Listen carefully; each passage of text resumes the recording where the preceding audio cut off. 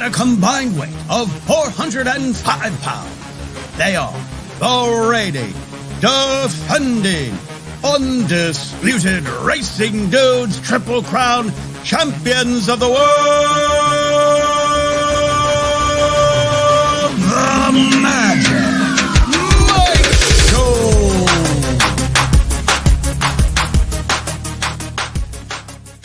What's up, everybody? I'm Magic. And I'm Mike. And this is the Magic Mike Show, episode 451. Mr. Somich.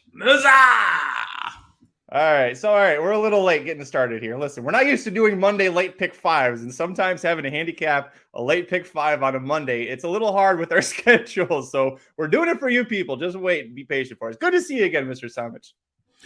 You too, man. Yeah, doing good. It was a fun weekend. A lot of craziness with college basketball. I cannot remember a game like that Gonzaga game with the ending where it felt like you completely deserved to cover with Gonzaga for a while there.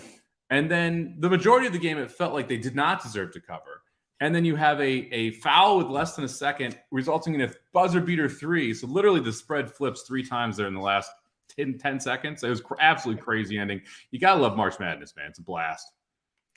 It sounds like a good day for me to have not been betting and actually spend the day at the park with my wife and son. So I'm glad I did that because I saw all the tweets and everything. I was like, I'm glad I did not get involved with any of this. It probably wouldn't have gone my way anyways. But yeah, the ridiculousness of already losing half the number one seeds.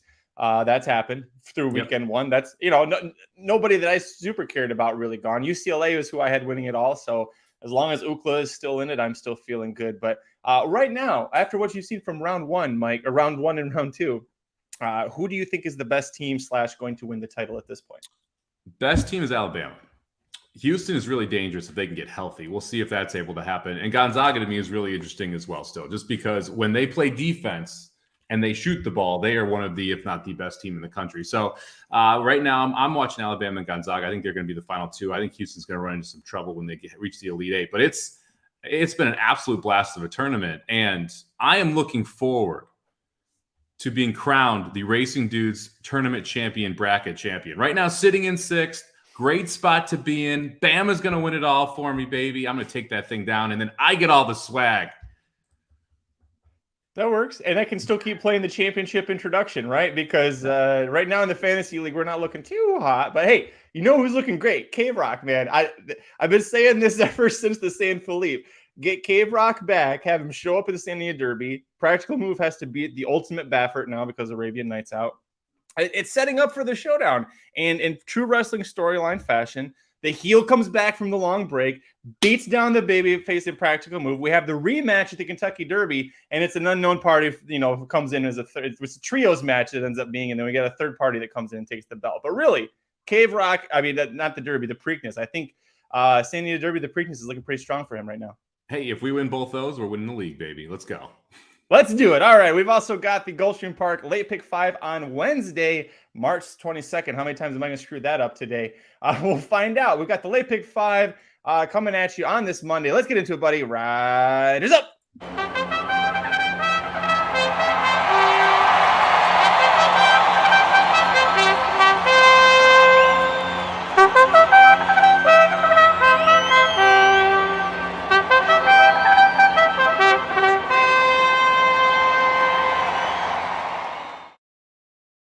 And as a reminder, the Magic Mike Show is brought to you by OG Handicappers, oghandicappers.net. Visit them. Use promo code DUDES, DUDES. Get 10% off everything site-wide. You can look good gambling like the dudes at oghandicappers.net. And also, Louisiana Derby is this weekend, so the Louisiana Derby Inside Track Wagering Guide.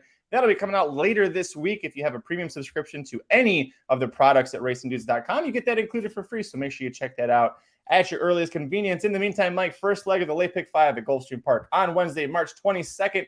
Race 4, 7 males, 3 and up, non-winners of 2 lifetime, going a 1-turn mile, in for $62.50 tags. Oh boy, Wednesday at Gulfstream. Where are you going on top? Yeah, baby. This is a fun little sequence. Before we talk about that, 15 races at Fairgrounds this Saturday.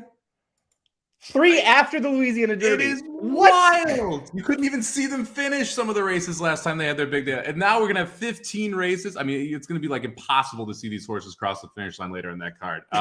I have not looked at it yet. How many pick fives are there? Like 6 pick fives? Do they just do one every other race? I think we're averaging 6 pick fives there for that. Unbelievable fairgrounds. You just do like, hey, we got your attention for one more day. Let's just load that puppy up, baby. Let's go 15 races big. It's just ridiculous. Anyway, yeah. Let's get on to some Gulfstream Park here. Race number 4.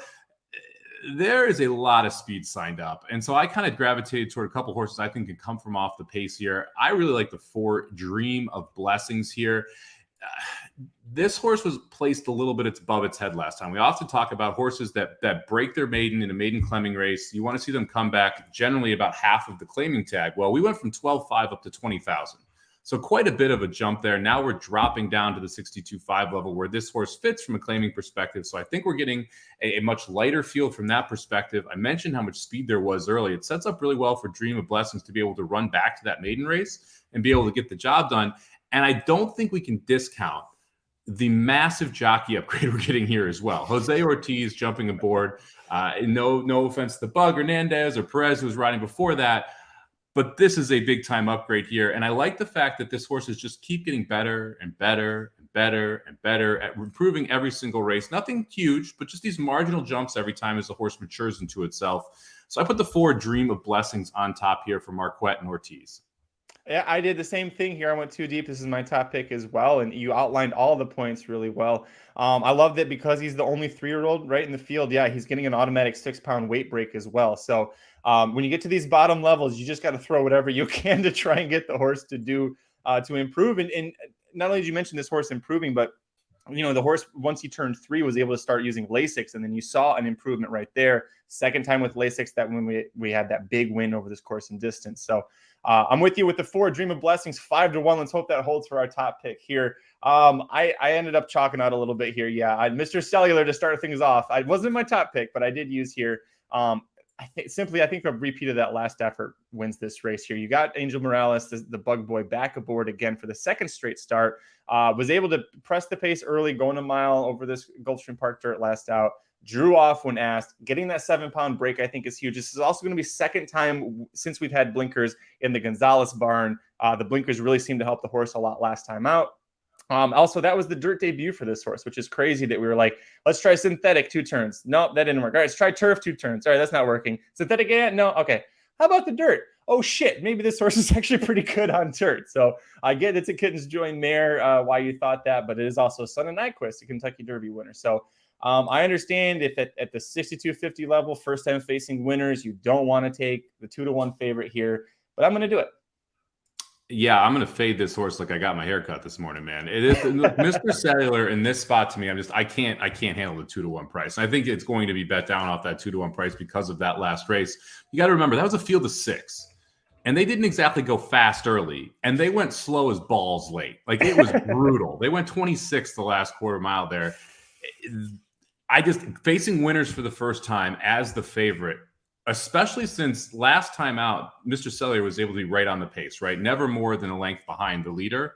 The 1 is faster. The 3 is faster. The 2 is probably faster. It's going to be a very different trip for Mr. Cellular here, second time on the dirt.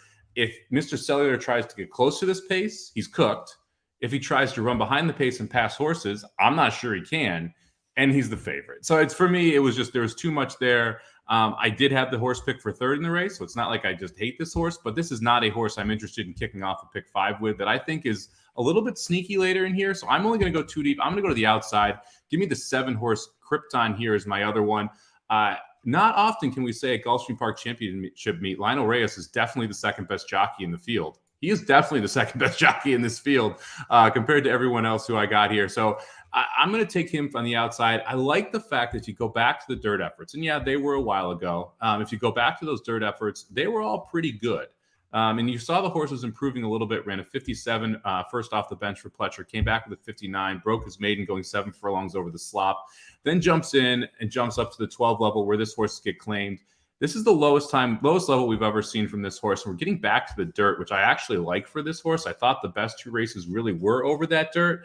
However, the horse did improve when it hit to the synthetic. So I'm hoping that improvement is more age-based than surface-based, whereas this horse just got older and more mature, became a better horse. I like this horse getting back on dirt, and I think the setup is beautiful here. I love the outside post going a mile here because you're able to just sit outside, decide where you want to go, and make a move.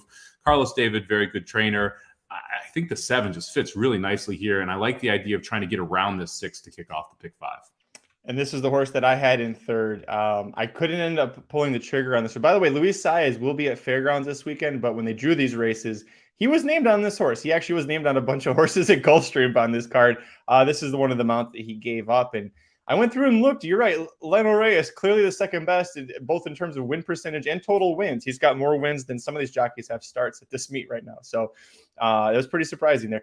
I didn't end up I couldn't pull the trigger on this horse because, yes, those 2 dirt efforts at Gulfstream Park with Pletcher before he got claimed, like they were good, broke the maiden and missed by a neck. And this seemed like the right level. But why did we just leave the dirt and we never went back to the dirt? I mean, Carlos David's pretty damn good on dirt. Why? It just is weird to me that we kept trying to do 2 turns with this horse on synthetic. We didn't try turf. We didn't try the dirt again. So it scared me off of it a little bit. But again, I'm not going to knock you for using this horse. I think makes a ton of sense in here too.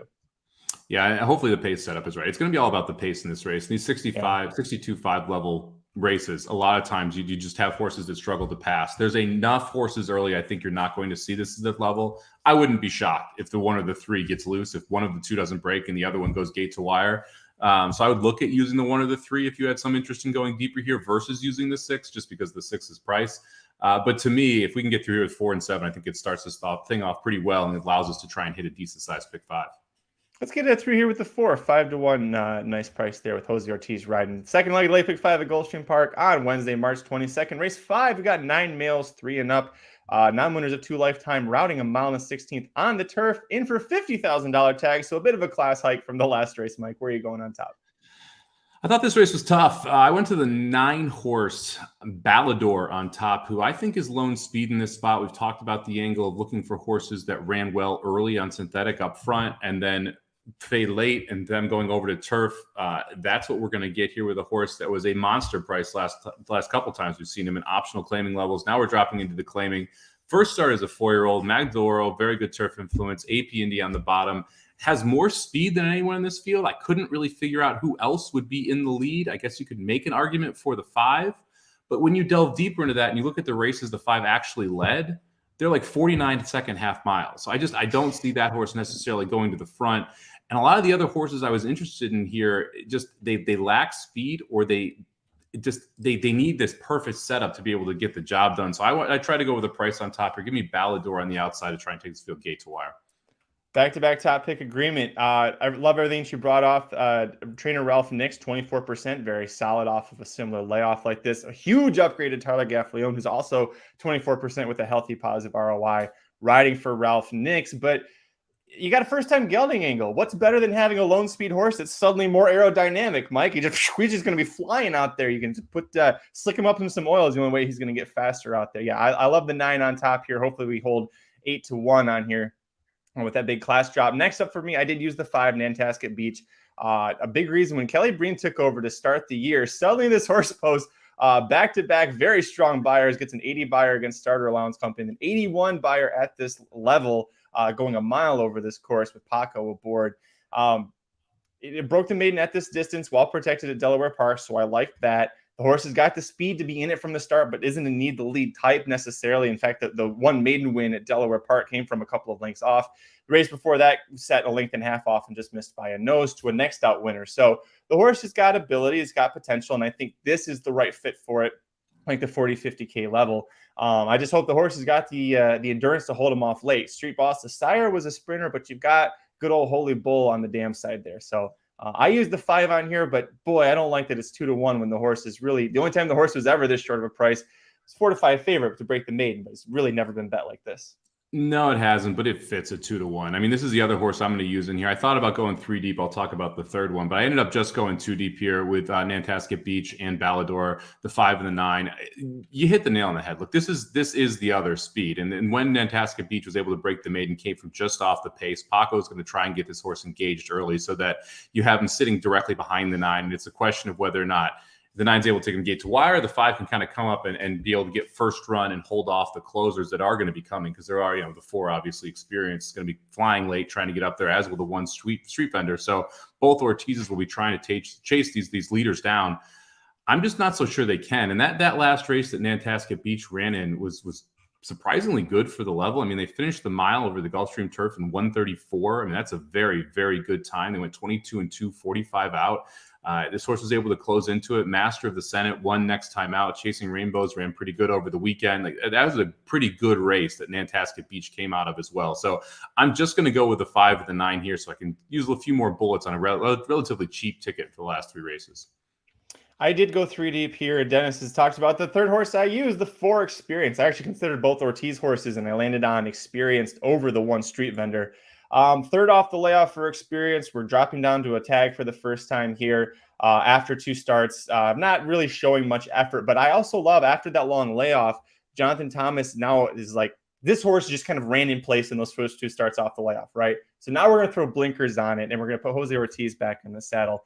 Blinkers on is a 16% move for Jonathan Thomas. Jose Ortiz, 29% winners with a positive ROI for Jonathan Thomas. And again, cutting back in distance after doing 1 mile and 3/8, 1.5 miles, adding the blinkers. I think there are a lot of things being tweaked with this horse, and I think all of those could add up to this horse being good enough to get the job done. Is this the horse that you almost put on as your third choice? So this was actually my 4th choice. Okay. And my main concern here, and I'd love to get your take on this because you're using the horse, the cutback. What do you make of it? I mean, because that to me was the big issue here. With 2 races were significantly longer, and this horse was off the pace in both of those races, which featured slow paces. I mean, I'm worried that this horse is a mile back, and the blinkers you're hoping adds a little more early speed, and that's the reason Thomas is cutting back in distance and adding the blinkers. But for me, I was just a little worried that this one wouldn't be in touch with the field. Yeah, he is. I am a little worried that he might be a plotter, but the fact that he broke his maiden on debut going he was going 1 mile and 70, which is pretty equivalent to 1 mile and 16th. He beat 2 next out winners out of that race as well. I think he can handle it. I think it's also because we're adjusting, we're putting the blinkers on, that we're trying to get the horse to be engaged more early. And if that's the case, going a little bit shorter, maybe that'll sharpen him up. There's things that are, I can see that Thomas is the equation he's trying to work out here. We'll just find out if it ends up actually working. Yeah, I think you hit the nail on the head. It's whether or not that they are able to get the Experience more forwardly placed, because that's going to be a big key here. You don't want to be too far off this pace going 1 mile and 16th. Mark actually referenced the other horse I was going to take a look at here. And Woo Pig, Mark, hope you're doing good, man. I know you're headed to Vegas this weekend to go see Arkansas try and continue that run, so good luck, man. The 2, Smart Striker. That was the other one that I was interested in here. Mark Cassie, Emma Jean Wilson. She's winning 11% of the time, but she's getting prices home. And this is one of those horses when you look over it, they kept it at the maiden special weight levels, never been in for a tag before. Horse ran well, 2 back to break the maiden over synthetic, comes back out after a layoff, tries a synthetic again. Now we gelled the horse. And notice Classic Car Wash won that race, the last race as well. It's been a pretty good horse as well there at Gulfstream Park. Now we're trying something new here. We're going 2 turns on the turf. Has some tactical speed, not a ton, but enough that should be at least relatively close to the pacer injected in it. If Smart Striker is in this early, that's the other horse I think could stalk, save ground around that first turn. There's no speed on the inside or outside of this horse, outside of that 5 horse. So this should be a pocket trip for the 2 Smart Striker. At 10-1, this is the one I'd be willing to take a shot with if I put a third horse in. I didn't love the horse enough to want to use, but it caught my eye as well. You wonder if Luis Saez had stayed in Florida, would he keep this mount? Would it still go to Emma Jane? I'm not sure, but Saez was aboard off the maiden win at Gulfstream Park. So wouldn't knock it for using, especially if you get 10-1 on it. It just isn't for me, but that's quite all right. We'll move on, Mike. The third leg of the late pick 5 at Gulfstream Park on Wednesday, March 22nd. Race 6, 7 older fillies and mares, now winners of 3 lifetime in here. 5 furlongs on the synthetic, in for 12.5 tags. Where'd you go on top? I'm going to take it off the rails for a second here, Magic. Sure. You weren't on Dudes Who Bet Daily on Sunday. Correct. So I'm headed back to Vegas on Saturday night. I'll be there through Tuesday. And I have a conundrum on Saturday night. I have the opportunity to attend one of 2 events. Do you know what 2 events are going on in Vegas on Saturday night? I think Dennis kind of tipped it off, but. So do I go to the Elite 8 game, which is either going to be Arkansas versus UCLA or Gonzaga? You like that, Mark? Just put Arkansas through. Or do I go see Taylor Swift at Alliance Stadium? Oh, it's no question you go see Taylor Swift. I thought I've that'd be your seen Taylor answer Swift, too. and I'm telling you, don't miss a Taylor Swift concert. Yeah. Okay. All right. Interesting. She's out there Friday and Saturday. I can get tickets on Saturday if I want to. So I'm having to decide if I want to go late night for some Taylor Swift action or go to that Elite Eight game. Yeah, I would 100%, 1,000% Taylor. I mean, it's the Elite Eight game. If you had a relationship to one of the schools in there that could potentially be in there, it's Elite Eight. Otherwise, no, it's Taylor Swift. It's one of those I go with my wife to Taylor Swift concerts. She is a much bigger Taylor Swift fan than I am, but my goodness, the spectacle, the production they put on. Yeah, definitely go see Taylor Swift. Yeah, I've never seen her before, but I've heard the shows are just absolutely phenomenal. Oh yeah, as apparently this tour is playing the entire catalog from start to finish. So you get all the old school hits, the old country day hits. Anyways, where are we going? Yeah. Let's get back on the rails here. Race 3, leg 3. Leg 3 here, yeah. So I went with the one sequin lady on top, 8-5 in the morning line. Kelsey Danner, Irad Ortiz. Not exactly getting overly creative here. The race is 3, 4, and 5 back. Probably all good enough to win this. It doesn't have a ton of pace to chase, but should be enough here. And the post position should be a benefit. Be able to sit on the inside. Last 2 times this horse was sprinting over synthetic. Lost one identity. He was a very good synthetic sprinter there at Gulfstream Park. Dropping to the lowest level we've ever been at. The horse makes a ton of sense. I'm going to try and spread a little bit here just because I really don't like those last 2 races. I realized they were both on turf. They were both going 2 turns, but man, they were bad. And this horse is going to get bet pretty heavily here. And so you really have to make a decision. Do I want to try and I almost left Sequin Lady completely off the ticket, but since I'm at just $54, I decided not to. If you want to drop Sequin Lady here, I don't hate that idea from a ticket structure perspective to add like the 2 in the next leg or the last leg and maybe the 7 in the last leg, which we'll get to in a second. But I'm going to put Sequin Lady here on my ticket. And then I'm going to go with 2 horses that are exiting the same race. The 3 Solaire and the 5 Meet the Beauty, both exiting the same race last time. The 5 horse is just a classic needed that race horse. When you go back and you watch the race, broke from the 8 post, broke very well, made it to the lead, and just consistently faded, just got tired. But it was first off a layoff. Now we're getting second off a layoff here for Barbosa, who does very well in that spot, getting 5-1 on the morning line. Don't love that this horse is in for 10 versus the 12-5. But, you know, it kind of is what it is. Get a little bit of the weight break with it.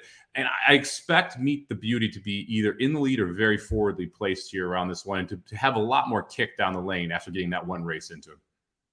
So you and I went, excuse me, we each went 3 deep. We each agreed on 2 horses, and I almost used the 5. We didn't agree on this one, but I swapped the 5 out for a different one later on. But, you know, you brought up the fact about the 1 that, boy, this horse can get bet heavily, and those last 2 races scare you off. I almost left this horse off for the same reason. And I went back and did the math on my ticket afterwards, and like, I've got to throw that horse out. It feels like a horse that would absolutely. This feels like that kind of Wednesday that Irad's going to go win like 4 straight, and don't let this be the reason that you leave the horse off and you don't end up cashing with him on that one.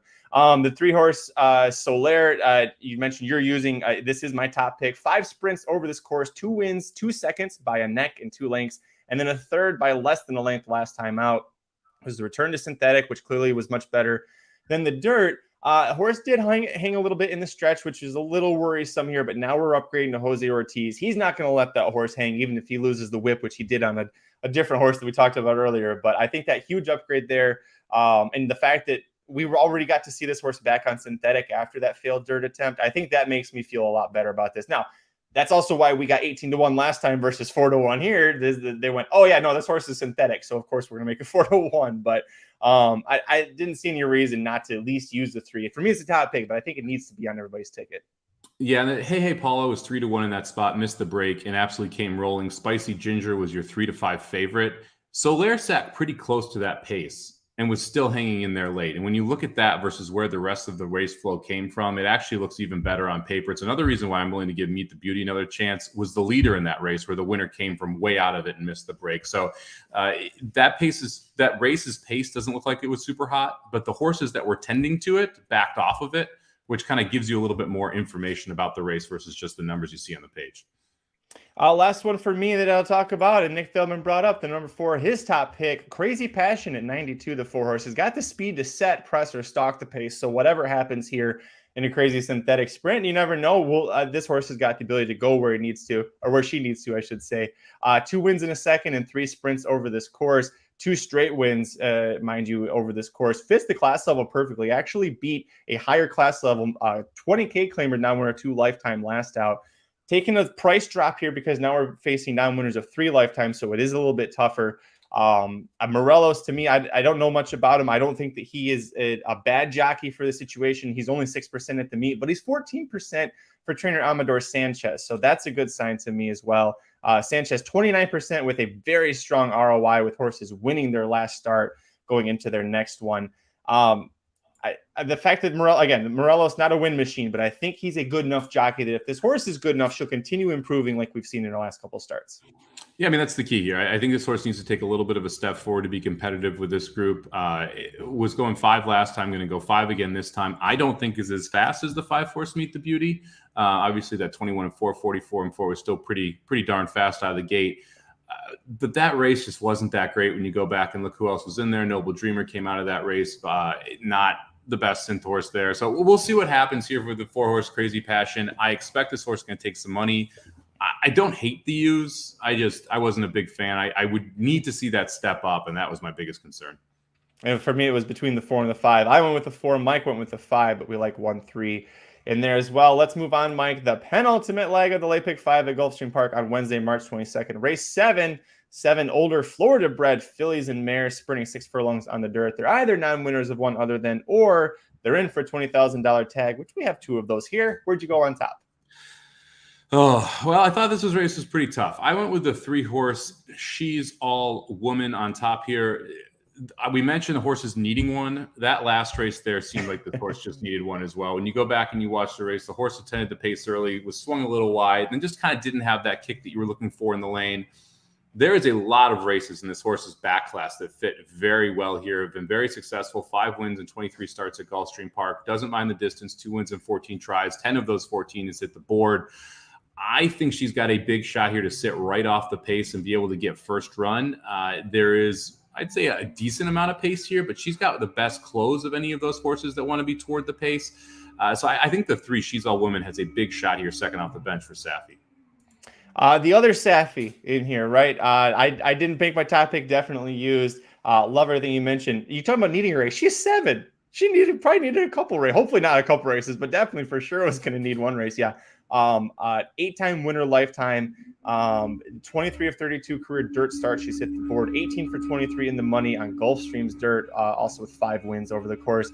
She's a very, you know what you're going to get with her. Now, whether someone else pops up and runs bigger than her, that's a different story. But you know that she's a consistent runner that's going to keep trying. My top pick, I did use the other set. Number 2, Sonicus, the 3-1, not the favorite here, but the favorite of the 2 Safi horses. First of all, it's IRAD jumping board for Safi. You know I'm going to play that all day long. Returned from a 3-month layoff last time out. Set the pace going 6.5 furlongs on the dirt at this level. Got bumped late, but she was weakening, ran 4th. But she just missed by 3/4 of the length to the winner. She was a neck and a head behind 2nd and 3rd in that. Now 2nd off the bench, following a career high buyer there of 71, which she also got for going 6.5 against 35K claimers. Second start at age 4, upgrade to IRAD. All good reasons to like this horse. Yeah, this was my other must-use horse in here. I like the fact, like you said, second off the layoff, showed speed and quit last time, but should have a better chance of going gate to wire here. Has the jump on him. It has the inside speed, so you'd expect Sonicus gets a really nice trip here. Only other speed I really fear is all the way to the outside in Persian Vibe. However, that horse is coming in from Tampa, and so you kind of never really know with those Tampa speed horses how they transition over to Gulfstream unless they're absolutely burning over there. And this one's going 46 second half. So that's not flying, especially for this type of level. So I think Sonicus has a good shot at trying to take this field gate to wire. I did use one other horse. I'm going to go to the rail, 15-1, Rachel's Rocks for Ralph Nix here. This is one of those horses that I kind of gravitate toward at a price. When you look at how they worked this horse, what the kind of the progression was in the races that were entered here, they start out in a $200,000 restricted stakes, where this horse was 9-1 in debut. So gets bet in when being way overplaced, right? then comes back and looks very professional, able to win an open company, not state bred allowance for $49,000. Looked awesome doing so. Just kind of was very professional, stalked and pounced around that one, able to get the job done. And then we come back and we go to the mile and run against open company for $75,000 N1X. Face Pyoma, who's a pretty good horse.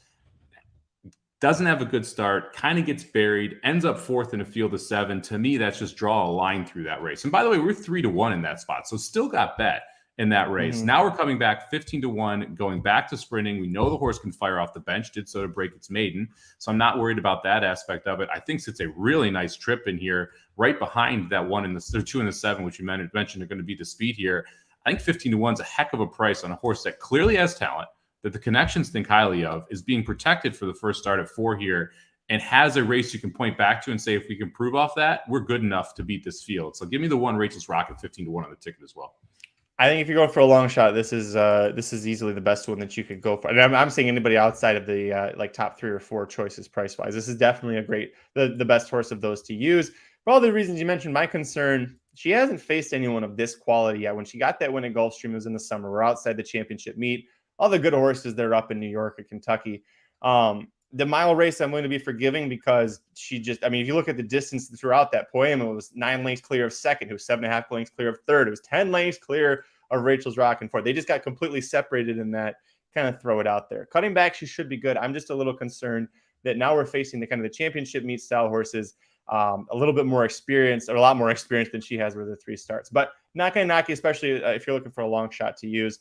I couldn't find the long shot. I chalked out. I went with the 6 to a T as the other one here. I really didn't want to. And man, this horse keeps not winning, but keeps getting close. You got to go all the way back to April of 2022, 9-11 starts back to find the last time this horse got a win. But look at how many times this horse at 6 and 6.5, second by half a length, second by a neck, second by half a length, second by half a length. Like, just give me some good racing luck. Jose Ortiz, don't lose the whip like you did last race. Maybe that will be we'll get. She's very consistent, and I'm going to use her because she's consistent, but she also likes to leave herself with a lot of work to do. Jose Ortiz hopping aboard for the second start. I'm hoping that he keeps her engaged. He was aboard when she got her last win. I get 5-2 not being what you want to play, but in this race, I was like, whose juice is going to be better? The 2 Sappy horses or Orlando Noda? I don't know. I'm going to use all 3 of them. Yeah, I can't use 2 a T. I mean, I'm sorry. This horse should have this horse doesn't like to win. It's going to be bet off the board again. That to me is the crazy part here. I mean, was the favorite at 2-1 last time out. Ends up running second to Adios Baby. The time before that runs second. We had Rosario, Castellano, Ortiz on this horse. We're 3 for 25 lifetime and 1 for 16 in the last 2 years. And you're going to be the favorite in this spot. I can't deal with that for me. To me, that's one you just got to try and leave off, try and beat this horse. It would be the second favorite in the sequence I'm leaving off the ticket, and hopefully we can get around both of them. I want to talk about this real quick. Michael Myers, 2 horses not protected, automatic toss. Not for me, especially in these state bred allowance levels where these horses are in for a tag because they've won in these conditions before. So for instance, She's All Woman is actually won at this exact level. So to be in this race, she has to go in for a tag. And I think it was, Dennis who mentioned it here. They have 5 and 8 wins compared to the rest of this field, which is just not a bunch of career winners. They've all won 1 or 2 races. So to me, when you're looking at these optional level state breds, and also notice that's the 6 and the 7-year-old in the field, right? So they're horses that have run through a lot of the conditions. There's not as many places to put these horses. You have to be okay with losing a 7-year-old if you think you can win a $20,000 state bred allowance, right? I mean, that's just part of the business here. That's why you can get into this race. So you have to be willing to take the chance to lose the horse if you want to fit it in with the right conditions. And to me, the 3 and the 4 both fit in these conditions. The last time She's All Woman ran in a state bred $20,000 race, she won that sucker by 4 lengths. So that's why they're putting her back at this level. They think she can win, and she struggled against open company. Yeah, and one tip too, if you're looking at the past performances, if you see on the line at the race condition ends with a dash and the letter N, that means that they were not eligible to be claimed out of that. So She's All Woman is eligible to be claimed for the first time since Sappy claimed her last March, almost entirely a year ago. So they got her for 16. So that's another helpful angle you can look at. It's like, oh, they got her in for 20, but the last 7 starts she wasn't in for one. And then you look at Awesome Anne Marie, she's been running you could have bought her for $20,000 in 4 of her last 6 starts there, and twice people did, and you can see who the trainers were. I'm with Mike. It's not an auto toss. When you see that it's a Mucho Macho Man 7-year-old Florida bred or an Awesome, of course, 6-year-old Florida bred, no knock on those sires, but you're not running to the window to pay 20 grand for those horses when they're coming out. I mean, you might not even pay 20 grand when they're done racing and they're in foal to somebody. It's kind of how it goes. But a good question. I'm glad that you asked that, because it is something that I actually had to learn too. I was a little worried with stuff like that, Mike. And the big difference between the 3 and the 4 to me, and this was, Nick mentioned here, 4 is an auto toss because Irad's off. I agree. Irad leaving is not a great sign for the 4. To me, the bigger issue is that the 4 has faced this level, this state bred optional 20, 3 straight races and not one, where the 3 horse has been facing open company optional, a restricted stakes race, and been running against better horses, and now is dropping into state bred at a level where she's won before. Yeah, the only win in the last year and a half, really, for Austin, the 3-horse Awesome Man Marie, came against 12 5-starter allowance. It was open company and wasn't for a tag, but you had to have run for a very low tag to even qualify for that. But yeah, great questions, and I always appreciate that in the chat. 5th and final leg of the late pick 5, Mike, at Gulfstream Park on Wednesday, March 22nd. Race 8, 10 3-year-old males routing them on the 16th on the turf. Horses who run for a claiming tag of $35K or less and are also non-winners of one other than. Fun fact, 7 of these 10 horses, maybe because they're 3-year-olds, it works out this way. 7 of the 10 of these horses are exiting mating break-in efforts. So you can't be like, well, I'm playing this horse because they're stepping up facing, they've already faced winners. That's hardly any horse that's in this race. Where'd you go on top? It makes this race really tough. I noticed that as well when I was handicapping, because we often talk about how the biggest jump is going from the maiden level to the winner's level. And there's really only 2 logical horses here in Mr. Abario and the Cozen one, the 5 and the 7, who have faced winners who kind of fit back at this level. And so you kind of gravitate toward those horses. But I look at the 5, and this horse just doesn't seem to like to win that much. So Mr. Abario, who's going to be way off the pace in a race that doesn't have a lot of pace, immediately becomes a horse I'm not looking to play over this Gulfstream Park turf. So then you're kind of left with the 7, and whether or not you want to include that horse versus some of these that are coming off of a victory. I ended up going with the speed here. I think the 2-horse Cosmic Speculation's the one who gets the lead, with Jose Ortiz riding right back here for Orsino. That last race to me was good enough to be able to win this race. I really liked the kick clear we had when we turned for home. Went 24-3, 47-4, 111, so sub 24 seconds there. Finished in 129-4, so just doing over 12s to close out the race. Very solid time, not worried about the stretch out. Love the post. Love that Jose picks the mount back up. I think this horse likes turf more than synthetic. I don't love the fact that we're jumping from a state-bred maiden special weight into open allowance. However, like 4 of those 7 horses that won are coming out of maiden claimers. So it's a different jump than a lot of the regular kind of 3-year-old allowances you're seeing. I also think this, because this is a straight 3-year-old, is one of the reasons you're seeing so many horses coming out of the maiden level, because they broke it late in their 2-year-old season or early in their 3-year-old season. You're coming right here into this 3-year-old race. A little bit of a crapshoot here, but I think the 2-horse has a good shot at taking this field gate to wire. So give me Cosmic Speculation on top. Actually 5 of the 7. I went and did the math. I was like, 4 sounds right. No, 5 of the 7 maiden and horses, actually maidens, were in for tags. That's great. Listen, it's Wednesday at Gulfstream Park. I went 2 deep here, and you used those 2 horses. And if I went 3 deep, this is the horse I would have used. My biggest concern with Cosmic Speculation, that effort last out was nice, and I'm not even discounting that happened against Florida breds. They went pretty slow in that race for the horse to be able to. They kind of walk the dog with Jose Ortiz. You've got 4 horses, including the 2 whose time form early pace ratings are between 89 and 91. And I'm a little worried there's going to be too much pace early. And so I avoided speed horses, but the 2-horse is absolutely the speed horse that I would have used if we went that way. I'm going with 2 horses off the pace. They're going to be both Safi Joseph horses. You know that because you used them as well, Mike. Number 1, Shankar, for me, is going to be the top pick here. 4-1 morning line. 3 straight good improving efforts for Safi Joseph since getting off the dirt. Going 2 turns. That was actually a Freudian slip. I did not mean to say that one. Sure. But you notice the horse 3 back drops down to the open maiden 35 level, so we can qualify for this. Misses by a neck. Was 2.5 lengths clear of Mr. Barrio in third. That horse broke his maiden next out. Safi then bumps the horse back up to the state bred ranks. 2 races, misses by a half length, wins by a half length. Tyler Gaffleon's going to keep the mount for the 3rd straight ride. He's 24% for Safi Joseph. And Safi co-owns this horse. Just like, by the way, you didn't mention this, but Joe Orsino, the trainer of the 2, also co-owns that horse and actually paid $35,000 for the horse out of its debut effort, which is another angle I know that you like as well. But I'm going to go with the 1 here on top, faces winners for the first time, but we already talked about that. I think this horse has got the right running style, the right post position, and the right connections to really put it all together and get 2 straight wins here, Mike. Yeah, I was in the 7 of 8 last time. Now breaking from the rail, should be able to save a ton of ground. I think you would expect the one that Tyler gets the 1 out well and tries to sit right behind the 2 and the 3, who I think are probably going to be your speed. I think because the 2's on the inside, clears, pushes the 3 out. You'll see the 3 sitting in the 2 path, and the 1 horse could basically pocket up behind those 2 and get first run if he wants to. I think the 1 makes a ton of sense here. We talked about how many horses are kind of coming back here or coming into this race off maiden special weight wins or maiden claiming wins. This is one of the maiden special weight horses. We also have a little bit of a break coming before this race. The pace that this horse attended that last race, I don't like. You look at the early time form number, it's a 75, but they went 23 and 1, 46 and 2, and this horse was within 2 lengths of the lead. So there is enough early go in Shanker here that I think that he'll be able to sit pretty close to the pace and be able to get a good trip, get first run, and save ground on both turns. So I think could make a huge difference here in this spot.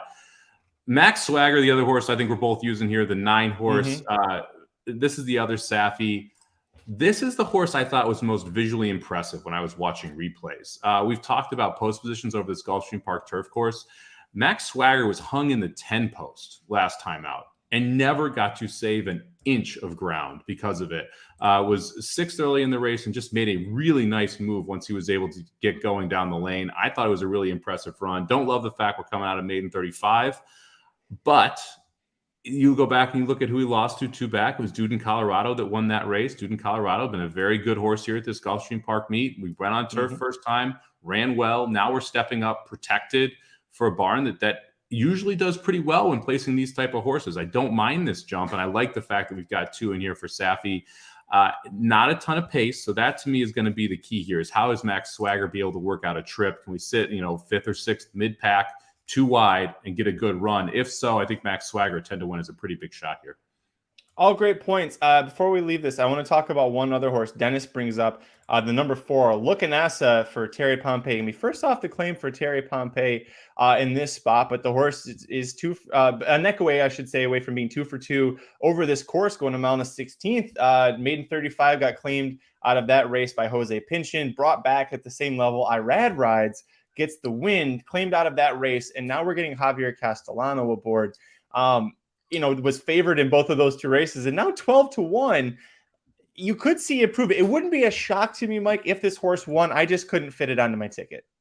The 4 was one I looked long and hard at. We got quite a few people mentioning the 3, the 4, and the 10 in the chat. So we'll talk about all of those. Yeah, the 4 was one that I thought is really interesting coming off the claim here.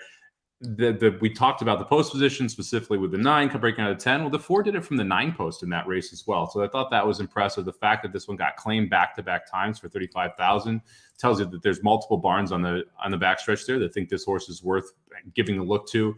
Gonna need to take a pretty decent step forward. That was my biggest concern, because there's a lot of other horses in here that have logical reason for improvement, like the 1 horse coming off a layoff here after freshening and winning, you would expect is going to run better than the maiden breaking score. The 4 horse doesn't have that logical improvement unless you're saying, okay, it's all off the claim, which, Terry Pompey does not claim horses very often. 0 for 6 in the last 5 years off the claim. I'm not going to really discredit. It's such a small sample size. I don't want to say, oh, well, just terrible off the claim, never used those horses. I do like the fact that you pick up Castellano. Would have been better if someone like Irad stuck aboard, though. Yeah, and no knock on Javier Castellano, just won the well-deserved the George Wolf Award yesterday at Santa Anita Park. All right, let's talk about the number 3, People Force next. Broke the maiden last out over the course and distance. Maiden optional claiming 50K, was in for that 50K tag. But Luca Panici was aboard, got the big win by 2.5 lengths, and Panici rides back here. Again, a horse that's shown steady improvement since getting on the turf and since getting with Preciado, the trainer. I think might just be a cut below, but again, wouldn't be a total shock to me. I'll be pissed if the horse wins, not using, but it wouldn't be a total shock to me if the 3 wins. Yeah, I don't know how good that last race was. That was my main reason for leaving this horse off. My favorite topic, Gustavor, not very good horses. Their career high buyer going into that race was a 58 between the 2 of them. Your favorite was Super Silver Dollar in that race. The horse is now 0 for 4 with Cassie, been bet as a favorite, down as a favorite twice before. There just isn't that much that's coming out of that maiden breaking score. And this is another one where you got to expect the horse needs to improve to win, right? I mean, I'm not sure where that improvement is going to come from. The last time out, second time, going a mile plus over the turf, it's kind of logical improvement there. To me, there's a little bit too much in this race to be using the horse like the 3. However, like at 8-1, if you're going skinny earlier and you're leaving favorites off, I don't mind adding the 3 in this spot, but I think there's other places to go here. All right. If there's a scratch from either the 1 or the 9, boy, I like that 10 Elusive Empire sitting there. 12-1 on Irad Ortiz Jr. First off the claim for Jose D'Angelo, who's 23% first off the claim. And by the way, 26% when Irad hops in his saddle there. Are we going to be killing ourselves Wednesday evening because we didn't use Irad at 12-1 in this race that'll let to end things? This is going to be interesting, man. D'Angelo, excellent off the claim, 23%, 94 horse sample size. So I get why people are interested in this horse, especially since you get Irad up. Morning line is not incorrect here. What does this horse actually go off at? 4-1, 3-1? Yeah, I'll split it and go 6-1. We'll say it drops 7-6. I think Irad money is going to come in here, especially with the claim numbers. My biggest concern here is how does the 10 win the race? You know, Pioneer of the Nile, this horse stands for 110. This whole horse sold for an 80, so definitely fits at this level from that perspective. But the 10 needs to go gate to wire to win, right? Well, yeah, I mean, he's coming out of 3 straight sprints. You'd have to imagine he's going to be forward the place. If he gets the same kind of stalking trip, that you would think that the distance he could be able to handle it. But it's a matter of, you know, they went 22-3 and he was 3 lengths behind. They went 21-4 and he was 2 lengths behind. It feels like he's just got a lot of natural speed there, Mike. Well, I'm worried that because of the post plus the fact that I think the 2 and the 3 are going to go early, all of a sudden this 10 is going to be sitting 3 or 4 wide on that first turn. And I don't think if the 10 could make the lead, I would have differing opinions on how I feel about this 10. But since I don't think the 10 makes the lead, I think it makes it a lot more difficult for this 10 horse to be able to win the race. So I think gate to wire is the 10's most likely route to victory here. And I think because of the inside speed, it's going to be very difficult to do. All right, that's going to do it for this episode of the Magic Mike Show. Thanks for joining Mike and I on a special Monday show covering Wednesday's late pick 5 at Gulfstream Park. You can thank 0 Kentucky Derby preps this past weekend. The last time until we know the field for the Derby, that'll be a thing for us here. We'll go ahead and give out our tickets one last time for our audio listeners. If you're watching on YouTube, take a look down below. I'll start off. I'm going to go 4-6 with 4-5-9 with 1-3-4 with 2-3-6 with 1-9. That's $54 for 50 cents. You also have a $54 ticket for 50 cents. Go ahead and give it up. Sir. Give me the 4-7 with 5-9 with 1-3-5 with 1-2-3 with 1-2-9. $54 for 50 cents. Dueling $54 tickets here, Magic. Boom. And dueling, but we could very easily cover this thing with both of our tickets, which would be pretty nice. If you are playing along, let us know in the comments or in the chat. You guys in the chat, the live chat have been fantastic. And if you are able to ever join us in the future for a live chat, we'd love to have you. It's a lot of fun going back and forth, as you heard, talking about different horses that we like, that other people like. Don't forget, Nick Feldman came on and gave one try, gave out a winning pick 5 ticket on this show a week and a half ago. So you can see what Nick Feldman's picks are going to be as well for that one. Mike, any final thoughts before we get out of here? I know you got a couple days break until the NCAA tournament kicks back up. Yeah, it's an interesting lull now. I mean, we got through March Madness, so now, you know, we got Major League Baseball starting. I got my fantasy draft this weekend, so looking forward to getting that one in the books. So we got it's really like the doldrums now, since we have, you know, the Sweet 16 is great and all, but the Sweet 16 Elite 8 Final Four is pretty spread out now, so we don't have any of those big events. So now it's really just prepping for the playoffs, man. Baseball and hockey, or basketball and hockey, both head in that direction here in about 2 weeks. I think the NHL is like 14 games left, is the most left for any team. I think that's Colorado, who's only played 68 so far. So we're going to be in the playoffs pretty soon. Looking forward to that. And then, yeah, we'll just roll into the horses, man.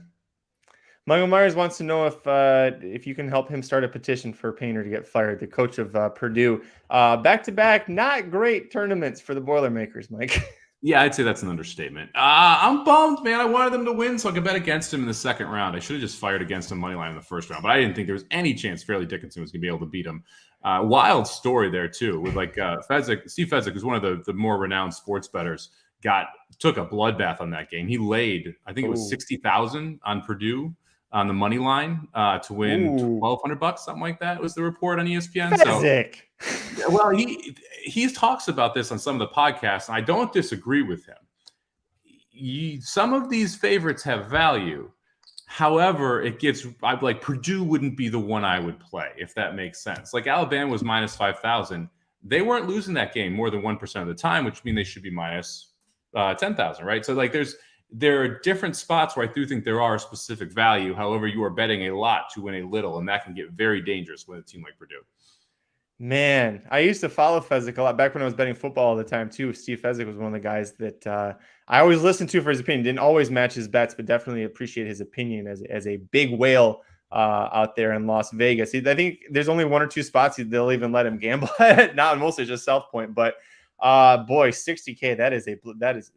That's one less yacht for Fezzik to buy next year. That's what that is. It's going to take a lot of minus 4,500s to make that up. We'll just put it that way.